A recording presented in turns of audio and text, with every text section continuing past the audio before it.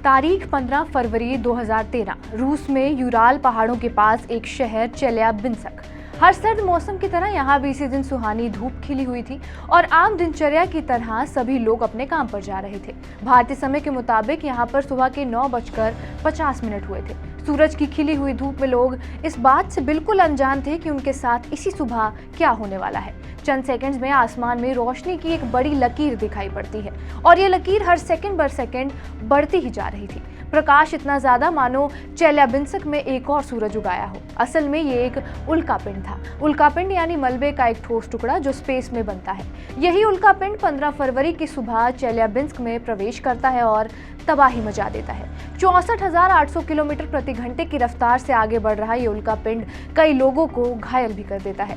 इसी चेल्याबिंस्क उल्कापिंड की पूरी कहानी हम आपको बताएंगे इस वीडियो में। नमस्कार, मेरा नाम है रिया शर्मा और आप देख रहे हैं TV9 भारतवर्ष। रूस में उस समय डैशबोर्ड कैमराओं का दौर था।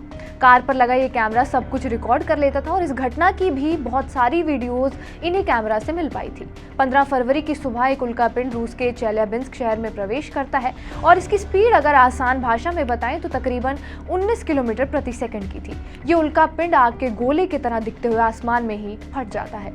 जमीन की सतह से 30 किलोमीटर ऊपर ये उल्कापिंड फट जाता है और ये उल्का पर्वत की चट्टानों से टकराते हुए टुकड़ों में फैल जाता है। पूरे के पूरे शहर में धूल ही धूल तब्दील हो जाती है और ये विस्फोट माना जाता है कि इतना शक्तिशाली था कि इससे निकली गई ऊर्जा हिरोशिमा पर गिराए गए परमाणु बम से 35 गुना ज्यादा बताई जाती है।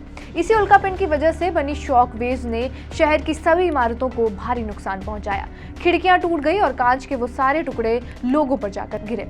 इसी वजह से 1500 लोग भी घायल हो गए। इस उल्कापिंड की घातक रेडिएशंस ने कई लोगों के शरीर जला दिए और साथ ही साथ कईयों की आंखों की रोशनी भी चली गई।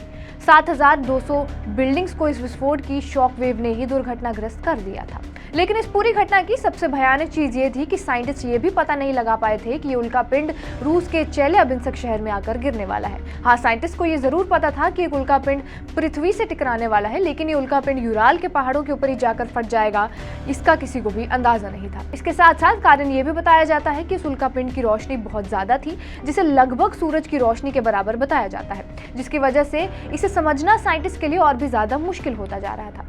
यूरोपियन स्पेस एजेंसी के हेड रिचर्ड मोइसल ये बताते हैं कि इस तरह के उल्कापिंड जिसने चेल्याबिंस्क में तबाही मचा दी, ये धरती से हर 50 से 100 साल के बीच में टकराते हैं। हालांकि अगर इस चीज का पहला आभास हो गया होता तो शायद ही लोगों को घायल होने से बचाया जा सकता था। लेकिन इस समय यूएन और नासा में क्या चल रहा था, इस बात को जानकर आपको और भी ताजुब होगा कि ठीक उसी दिन यानी 15 फरवरी को यूएन की कमेटी इसी मसले पर खास मीटिंग कर रही थी। मीटिंग के पीछे का कारण यही था कि कैसे इन उल्कापिंडों को पृथ्वी से टकराने से रोका जाए और उसी समय नासा भी इन्हीं उल्कापिंडों को रोकने के लिए प्रोग्राम चला रहा था। इसमें यह खोज की जा रही थी कि कैसे इन्हें धरती से टकराने से रोका जा सके, लेकिन फिर भी इस उल्कापिंड को डिटेक्ट करने में कोई भी एजेंसी सफल नहीं हो पाई थी। बाद में इसी उल्कापिंड के जो अवशेष थे वो किसी झील के पास मौजूद पाए गए थे। बहरहाल आपका इस वीडियो पर क्या कुछ कहना हमें कॉमेंट बॉक्स में जरूर बताएं। बाकी देश और दुनिया की तमाम बड़ी खबरों के लिए जुड़े रहिए हमारे साथ TV9 भारतवर्ष पर।